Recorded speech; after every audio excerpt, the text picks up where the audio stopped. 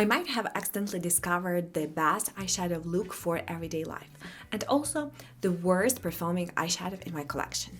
Let's dive into both. Hi, welcome to the Art Up, and today we're going to talk everything eyeshadows. The pans, the expansion, the wins, and some miserable fails. So this year, I have been panning two eyeshadow palettes. The first one is from BH Cosmetics, it is Romantic Nomad, and the second one is from McGrath, it's Mothership III Subversive. Usually I start with this eyeshadow palette, but today we're going to start with this one. So with the Subversive palette, I tried to keep things super simple because I have been neglecting this eyeshadow palette for a very long time. So I didn't want to overwhelm myself with super artistic looks, therefore maybe like steering away from it even more. I tried to streamline my makeup routine. I practically had like brown layers in the crease, then golden, blue to purple or peachy to pink shades all over my lid. Zero friction and zero overthinking, yet the looks turned out to be super impactful. Actually, this is one of my most worn eyeshadow looks in the last like 2 to 3 months. So I have brown all over my crease, and then this satin brown all over the lid, and a lavender satin in my inner corner. I think that's why this shade has such a huge dip. So the pans in this eyeshadow palette are the potted. So I literally just swapped these two shades. And I got myself a perfect everyday 6-pan eyeshadow palette, which I use a lot. But only now I can see small dips forming in the eyeshadows. And if we're talking about the usage, I used each of the special shades at least 10 times. This one I used 12 times. This one I used I think 17, yes. And this one was my inner corner 7 times. Subversive turned out to be a frictionless one and done eyeshadow palette. Every time that I felt overwhelmed, but I still wanted to wear something special without mental gymnastics, this palette turned out to be perfect thing for that. Even though it looks maybe basic for some people, the shades are really special because they are not basic. Like you have a deeper gold, you have two duochromes and some very, very sparkly shades.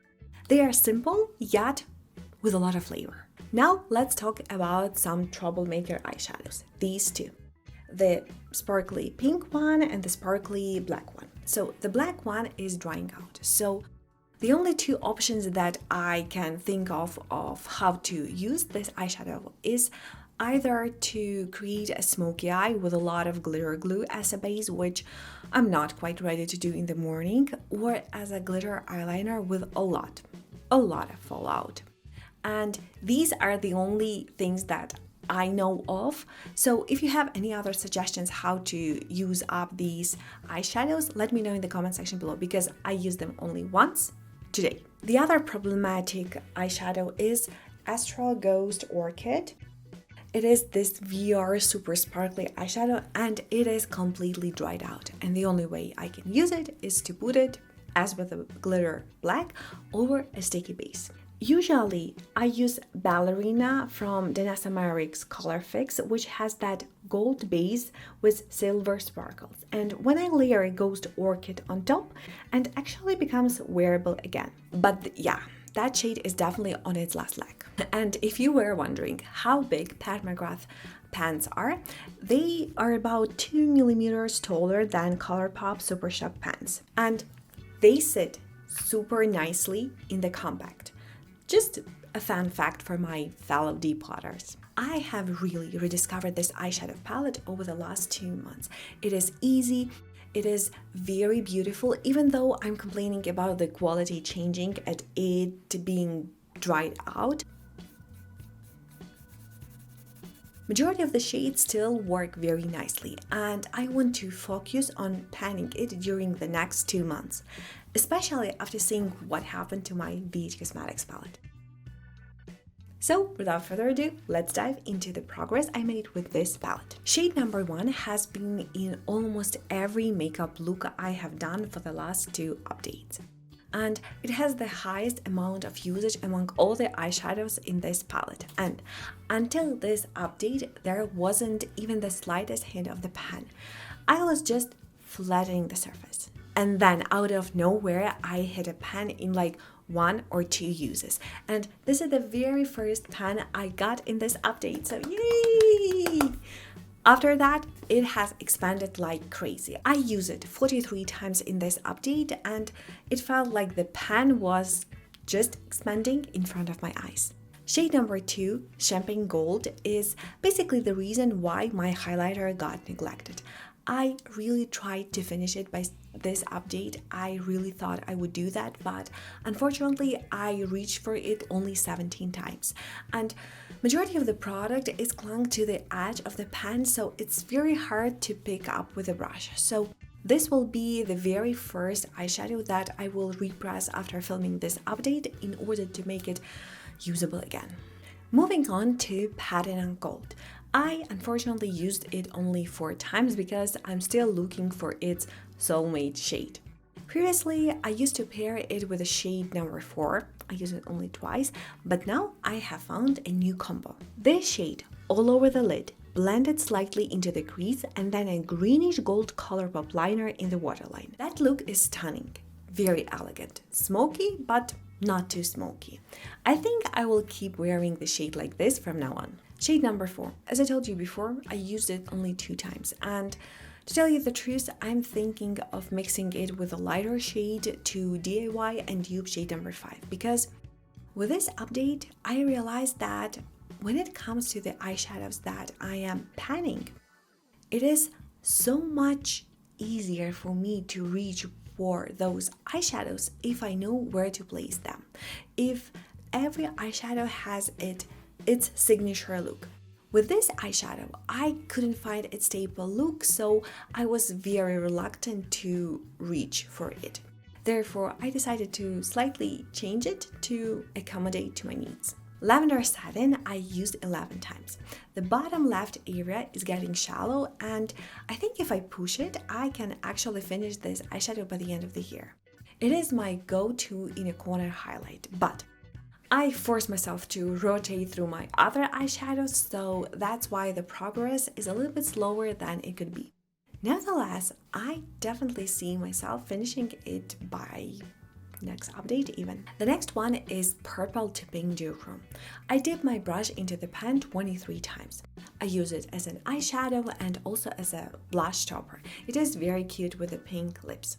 But as with the shade number 2, the remaining of the product is starting to cling to the edge of the pan, so I have to repress it to get more use. But I think after maybe 5 more applications, it will be gone. Shade number 7 was finished during my last update. Shade number 8 got 5 applications, but on my nails. The pan looks unchanged at first glance, but I can definitely see a small dip forming in the center. A few more nail polish rounds and I think I can actually hit pan. And that would be huge for me because I struggle a lot with this like pinkish satin shades. Shade number 9 is an unexpected star of this update. I have used it 27 times, mainly as a blush, and look at this pan. I have completely fallen in love with pastel blushes. They really brighten the center of my face and they look beautifully with the majority of my makeup looks. I am very sad about finishing this eyeshadow. I'm even thinking about saving it for later, but no more saving things. I've learned my lessons with my Pat McGrath palette. I'm very confident that I can finish this eyeshadow by actually the next month. Shade number 10 is my everyday default eyeshadow. If I'm not doing a look dedicated to a specific palette, I'm definitely grabbing this eyeshadow. Also, it taught me that I love softer pigmentation. So much that this is how big the pan became after 31 uses. I will be sad when this eyeshadow is gone. Shades 12 and 16 are mostly used to mix and DIY my brow shade. That is number 11. Sometimes I use them in my crease, but honestly not as often as other shades. I have already also made my peace with the fact that I won't finish or hit pan in either of them. But here is a plot twist. I pulled out my smaller McGrath Mothership palette, and these two are perfect crease colors for those sparkly shades. So now I'm thinking of popping these shades and put them in this eyeshadow palette to use them here. I doubt I will finish them, but at least they will get much more usage. My brow shade, shade 11, I use 17 times. It is super sheer, super forgiving. It naturally fills in my brows. And I am left with more than I anticipated, but I still think that it is doable to finish it by the end of the year. Shade number 15 is a light teal blue to purple duochrome. So gorgeous, but so sheer. On its own, it has a kind of very sheer gray to purple base that makes me look very unwell. And when I use a darker base, it gets dramatic very quickly, not something I'm looking for on my everyday. I tried pairing it with my Sephora Rex eyeliner, but it turned out to be not what I expected. But my newer Essence eye pencil can actually make a trick. If I sketch a line and tap the shade on top, the color stays bright and true. I don't think I'll be able to finish it, but hitting the pan, I think it's pretty realistic because this eyeshadow is supposed to be the star of this palette, so it deserves some extra love. Shade number 14 is a sparkly, theoretically purple eyeshadow. On the glitter glue, it looks amazing, but in the mornings, I don't feel like dealing with glitter glue. And it is very fallouty, which makes me think that the binder dried out. I tried mixing it with different mediums, but nothing really worked. But now when I have a Duraline, maybe it will make a trick. We will see if I get any progress by the next update. As for my hopefully possible predictions for the next 2 months, I think I can finish all these shades. I will hit pan in the shade number 15 and maybe DIY this one, make a lighter version for it, for my inner corner highlight.